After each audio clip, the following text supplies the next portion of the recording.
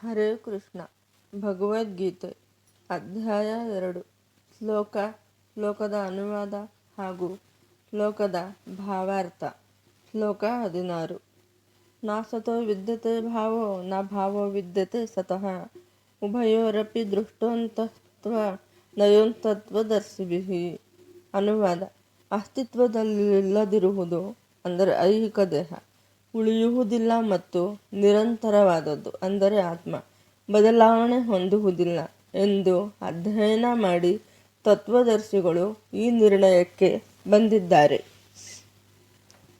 ಭಾವಾರ್ಥ: ತನ್ನ ಗುರು ಹಿರಿಯರನ್ನು ಕೊಲ್ಲುವುದು ಪಾಪವಲ್ಲವೇ? ಈ ಪ್ರಶ್ನೆಗೆ ಇಲ್ಲಿ ಉತ್ತರವಿದೆ. ಒಳ್ಳೆಯ ಕೆಲಸ ಮಾಡುವುದರಿಂದ ಎಂದೂ ದುಃಖವಿಲ್ಲ. ಕೆಟ್ಟ ಕೆಲಸ ಮಾಡಿದರೆ ಸುಖವಿಲ್ಲ.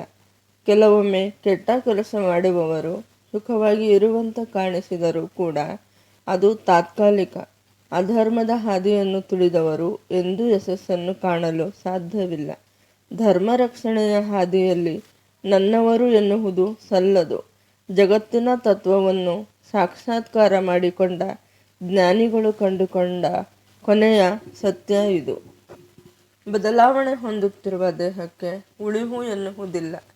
ಜೀವಕಣಗಳ ಕ್ರಿಯೆ ಮತ್ತು ಪ್ರಕ್ರಿಯೆಗಳಿಂದ ಪ್ರತಿ ಕ್ಷಣವೂ ದೇಹವು ಬದಲಾವಣೆ ಹೊಂದುತ್ತಿದೆ ಎನ್ನುವುದನ್ನು ಆಧುನಿಕ ವೈದ್ಯ ವಿಜ್ಞಾನವು ಒಪ್ಪುತ್ತದೆ. ಹೀಗೆ ದೇಹವು ಬೆಳವಣಿಗೆ ಮತ್ತು ವೃದ್ಧಾಪ್ಯಗಳಿಗೆ ಒಳಗಾಗುತ್ತದೆ. ಆದರೆ ಆತ್ಮವು ನಿರಂತರವಾದದ್ದು. ದೇಹದಲ್ಲಿ ಮತ್ತು ಮನಸ್ಸಿನಲ್ಲಿ ಏನೇ ಬದಲಾವಣೆಗಳಾದರೂ ಆತ್ಮವು ಒಂದೇ ರೀತಿ ಉಳಿಯುತ್ತದೆ. ಭೌತದ್ರವ್ಯಕ್ಕೂ ಆತ್ಮಕ್ಕೂ ಇದೇ ವ್ಯತ್ಯಾಸ. ಸ್ವಭಾವತಃ ದೇಹವೂ ಸಹ ಸದಾ ಬದಲಾವಣೆ ಹೊಂದುತ್ತಿರುತ್ತದೆ. ಆತ್ಮವು ನಿರಂತರವಾಗಿರುತ್ತದೆ. ಅಜ್ಞಾನದ ಪ್ರಭಾವದಿಂದ ದಿಗ್ಭ್ರಮೆಯಾದ ಎಲ್ಲ ಜೀವಿಗಳಿಗೆ ಭಗವಂತನದ ಮಾರ್ಗದರ್ಶನದ ಪ್ರಾರಂಭ ಇದು. ಅಜ್ಞಾನವನ್ನು ಹೋಗಲಾಡಿಸಬೇಕಾದರೆ ಪೂಜಿಸುವವನು ಮತ್ತು ಪೂಜನೀಯ ಆದವನು ಇವರ ನಿರಂತರ ಸಂಬಂಧವನ್ನು ಮತ್ತೆ ಸ್ಥಾಪಿಸಬೇಕು. ಮನುಷ್ಯನು ತನ್ನನ್ನು ಕೂಲಂಕುಷವಾಗಿ ಅಧ್ಯಯನ ಮಾಡಿಕೊಂಡರೆ ಪರಾತ್ಪರನ ಸ್ವರೂಪವನ್ನು ತಿಳಿದುಕೊಳ್ಳಬಹುದು. ತನ್ನ ಮತ್ತು ಪರಾತ್ಪರನ ನಡುವಿನ ವ್ಯತ್ಯಾಸವು ಭಾಗಾಂಶದ ಮತ್ತು ಪೂರ್ಣವಾದುದರ ನಡುವಿನ ವ್ಯತ್ಯಾಸ ಎಂದು ಅರ್ಥ ಮಾಡಿಕೊಳ್ಳಬೇಕು. ವೇದಾಂತ ಸೂತ್ರಗಳಲ್ಲಿ ಮತ್ತು ಶ್ರೀಮದ್ ಭಾಗವತದಲ್ಲಿ ಪರಾತ್ಪರನನ್ನು ಎಲ್ಲ ಉದ್ಗಮಗಳ ಮೂಲ ಎಂದು ಒಪ್ಪಿಕೊಳ್ಳಲಾಗಿದೆ. ಇಂತಹ ಉದ್ಗಮಗಳು ಉತ್ತಮವಾದ ಮತ್ತು ಕೆಳಮಟ್ಟದ ಪ್ರಕೃತಿ ಸರಣಿಗಳಿಂದ ಅನುಭವವಾಗುತ್ತದೆ.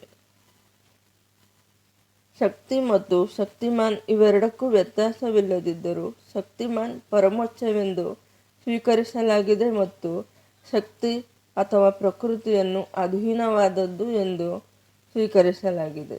ಆದುದರಿಂದ ಒಡೆಯ ಹಾಗೂ ಸೇವಕರ ಹಾಗೆ ಅಥವಾ ಗುರು ಶಿಷ್ಯರ ಹಾಗೆ ಜೀವಿಗಳು ಯಾವಾಗಲೂ ಪರಮಪ್ರಭುವಿಗೆ ಅಧೀನ. ಅಜ್ಞಾನವು ಮುಸುಕಿದಾಗ ಇಂತಹ ತಿಳಿಯಾದ ವಿದ್ಯೆಯನ್ನು ಗ್ರಹಿಸಲು ಆಗುವುದಿಲ್ಲ.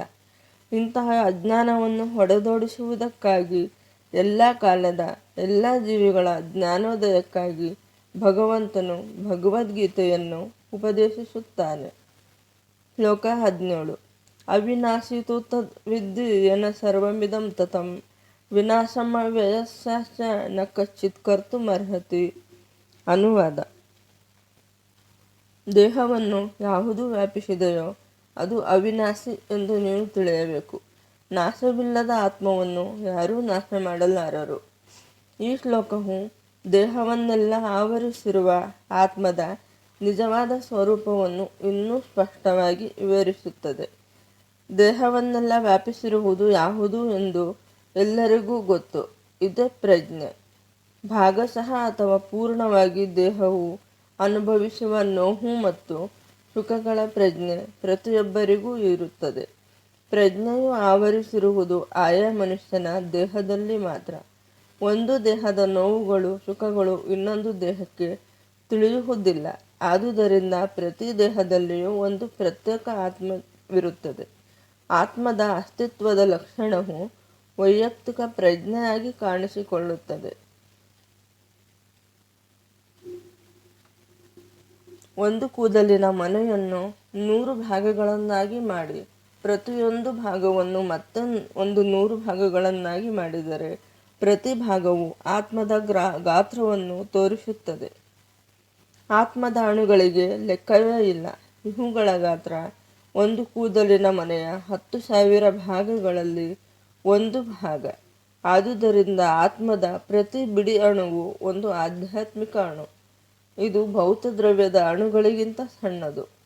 ಇಂತಹ ಅಣುಗಳನ್ನು ಲೆಕ್ಕ ಮಾಡಲು ಸಾಧ್ಯವಿಲ್ಲ. ಈ ಬಹು ಸೂಕ್ಷ್ಮವಾದ ಆಧ್ಯಾತ್ಮಿಕ ಕಿಡಿಯೇ ಐಹಿಕ ದೇಹದ ಮೂಲತತ್ವ. ಒಂದು ಔಷಧವು ದೇಹದಲ್ಲೆಲ್ಲ ಹಬ್ಬುವಂತೆ ಆಧ್ಯಾತ್ಮಿಕ ಕಿಡಿಯ ಪ್ರಭಾವವು ದೇಹವನ್ನೆಲ್ಲ ಆವರಿಸುತ್ತದೆ. ಆತ್ಮದ ಈ ಪ್ರಭಾವವು ದೇಹದಲ್ಲೆಲ್ಲ ಪ್ರಜ್ಞೆಯೆಂದು ಅನುಭವವಾಗುತ್ತದೆ. ಆತ್ಮದ ಇರುವಿಗೆ ಇದೇ ಪ್ರಮಾಣ. ಪ್ರಜ್ಞೆ ಇಲ್ಲದ ಭೌತಿಕ ದೇಹವು ಬರಿಯ ಶವ ಮಾತ್ರ ಮತ್ತು ಯಾವ ಬಗೆಯ ಭೌತಿಕ ಉಪಚಾರದಿಂದಲೂ ದೇಹದಲ್ಲಿ ಈ ಪ್ರಜ್ಞೆಯನ್ನು ಪುನಃ ಚೇತನಗೊಳಿಸುವುದು ಸಾಧ್ಯವಿಲ್ಲ ಎಂಬುದನ್ನು ಸಾಮಾನ್ಯ ಮನುಷ್ಯನು ಅರ್ಥ ಮಾಡಿಕೊಳ್ಳಬಲ್ಲ. ಆದುದರಿಂದ ಪ್ರಜ್ಞೆಗೆ ಎಷ್ಟೇ ಪ್ರಮಾಣದ ಯಾವುದೇ ಐಹಿಕ ಸಂಯೋಜನವೂ ಕಾರಣವಲ್ಲ, ಆತ್ಮವೇ ಕಾರಣ. ಮುಂಡಕ ಉಪನಿಷತ್ತಿನಲ್ಲಿ ಅಣು ಸ್ವರೂಪದ ಆತ್ಮದ ಗಾತ್ರವನ್ನು ಹೀಗೆ ಇನ್ನಷ್ಟು ವಿವರಿಸಿದೆ. ಏಷೋಣುರಾತ್ಮ ಚೇತಸ ವೇದಿತವ್ಯೋ ಯಸ್ಮಿನ್ ಪ್ರಾಣಃ ಪಂಚಧಾ ಸಂವಿವೇಶ ಪ್ರಾಣೈಶ್ಚಿತ್ತಂ ಸರ್ವಂ ಓತಂ ಪ್ರಜಾನಾಂ ಯಸ್ಮಿನ್ ವಿಶುದ್ಧೇ ವಿಭವತಿ ಏಷ ಆತ್ಮ. ಆತ್ಮವು ಅಣು ಸ್ವರೂಪವಾದದ್ದು. ಪರಿಪೂರ್ಣವಾದ ಬುದ್ಧಿಯು ಇದನ್ನು ಗ್ರಹಿಸಬಲ್ಲದು. ಈ ಅಣು ಸ್ವರೂಪಿ ಆತ್ಮವು 5 ಬಗೆಯ ವಾಯುಗಳಲ್ಲಿ ತೇಲಾಡುತ್ತಿರುತ್ತದೆ. 5 ಬಗೆಯ ವಾಯುಗಳು ಎಂದರೆ ಪ್ರಾಣ, ಅಪಾನ, ವ್ಯಾನ, ಸಮಾನ ಮತ್ತು ಉದಾನ. ಹೃದಯದಲ್ಲಿರುತ್ತದೆ ಮತ್ತು ದೇಹಸ್ಥ ಜೀವಿಗಳಲ್ಲಿ ಇದರ ಪ್ರಭಾವವು ದೇಹದಲ್ಲೆಲ್ಲ ವ್ಯಾಪಿಸಿರುತ್ತದೆ. ಆತ್ಮವು 5 ಬಗೆಯ ಭೌತಿಕ ವಾಯುವಿನ ಕಶ್ಮಲದಿಂದ ಶುದ್ಧಿಯಾದಾಗ ಅದರ ಆಧ್ಯಾತ್ಮಿಕ ಪ್ರಭಾವವು ಪ್ರಕಟವಾಗುತ್ತದೆ. ಹಠಯೋಗ ಪದ್ಧತಿಯ ಉದ್ದೇಶವು ಶುದ್ಧ ಆತ್ಮವನ್ನು ಸುತ್ತುವರೆದಿರುವ 5 ಬಗೆಯ ವಾಯುಗಳನ್ನು ವಿವಿಧ ಆಸನಗಳ ಮೂಲಕ ನಿಯಂತ್ರಿಸುವುದು. ಇದು ಯಾವುದೇ ಐಹಿಕ ಲಾಭಕ್ಕಾಗಿ ಅಲ್ಲ, ಆದರೆ ಸೂಕ್ಷ್ಮವಾದ ಆತ್ಮವನ್ನು ಭೌತಿಕ ವಾತಾವರಣದ ಗೋಜಿನಿಂದ ಮುಕ್ತಗೊಳಿಸುವುದಕ್ಕಾಗಿ. ಆದ್ದರಿಂದ ಅಣು ಸ್ವರೂಪದ ಆತ್ಮದ ರಚನೆಯನ್ನು ಎಲ್ಲ ವೈದಿಕ ಸಾಹಿತ್ಯವು ಒಪ್ಪಿಕೊಳ್ಳುತ್ತದೆ. ಸ್ವಸ್ಥ ಬುದ್ಧಿಯ ಯಾವುದೇ ಮನುಷ್ಯನ ಕಾರ್ಯನಿರ್ವಹಣೆಯ ಅನುಭವದಲ್ಲಿಯೂ ಇದು ಗೊತ್ತಾಗುತ್ತದೆ. ಮುಂಡಕ ಉಪನಿಷತ್ತಿನ ಪ್ರಕಾರ ಅಣು ಸ್ವರೂಪಿ ಆತ್ಮವು ಪ್ರತಿಯೊಂದು ಜೀವಿಯ ಹೃದಯದಲ್ಲಿ ನೆಲೆಸಿದೆ. ಪ್ರತ್ಯೇಕವಾದ ಅಣು ಸ್ವರೂಪಿಯಾದ ಆತ್ಮವು ಖಂಡಿತವಾಗಿಯೂ ಪರಮಾತ್ಮನೊಂದಿಗೆ ಹೃದಯದಲ್ಲಿದೆ. ದೇಹದ ಚಲನೆಯ ಎಲ್ಲ ಚೈತನ್ಯವು ದೇಹದ ಈ ಭಾಗದಿಂದ ಹರಿದು ಬರುತ್ತದೆ. ಶ್ವಾಸಕೋಶದಿಂದ ಆಮ್ಲಜನಕವನ್ನು ಒಯ್ಯುವ ರಕ್ತ ಕಣಗಳು ಆತ್ಮದಿಂದ ಚೈತನ್ಯವನ್ನು ಪಡೆಯುತ್ತವೆ. ಈ ಸ್ಥಾನದಿಂದ ಆತ್ಮವು ಹೊರಟು ಹೋದಾಗ ರಕ್ತದ ಸಂಯೋಜನೆಯ ಕ್ರಿಯೆಯು ನಿಂತು ಹೋಗುತ್ತದೆ. ಇಂತಹ ಆತ್ಮದ ಅಣು ಅಂಶಗಳನ್ನು ಸೂರ್ಯಪ್ರಕಾಶದ ಸಣ್ಣ ಕಣಗಳಿಗೆ ಹೋಲಿಸಲಾಗಿದೆ. ಸೂರ್ಯಪ್ರಕಾಶದಲ್ಲಿ ಅಸಂಖ್ಯಾತ ಪ್ರಕಾಶಮಯ ಸಣ್ಣ ಕಣಗಳಿವೆ. ಇದೇ ರೀತಿಯಲ್ಲಿ ಪರಮಪ್ರಭುವಿನ ಭಿನ್ನಾಂಶಗಳು ಪರಮಪ್ರಭುವಿನ ಕಿರಣಗಳ ಅಣು ಸ್ವರೂಪದ ಕಿಡಿಗಳು. ಇವಕ್ಕೆ ಪ್ರಭಾ ಎಂದು ಹೆಸರು. ಆದ್ದರಿಂದ ನಾವು ವೈದಿಕ ಜ್ಞಾನವನ್ನು ಅನುಸರಿಸಲಿ, ಆಧುನಿಕ ವಿಜ್ಞಾನವನ್ನು ಅನುಸರಿಸಲಿ, ದೇಹದಲ್ಲಿ ಆತ್ಮದ ಅಸ್ತಿತ್ವವನ್ನು ನಿರಾಕರಿಸಲು ಸಾಧ್ಯವಿಲ್ಲ. ಭಗವದ್ಗೀತೆಯಲ್ಲಿ ದೇವೋತ್ತಮ ಪುರುಷನೇ ಆತ್ಮವಿಜ್ಞಾನವನ್ನು ಸ್ಪಷ್ಟವಾಗಿ ವಿವರಿಸಿದ್ದಾನೆ. ಹರೇ ಕೃಷ್ಣ.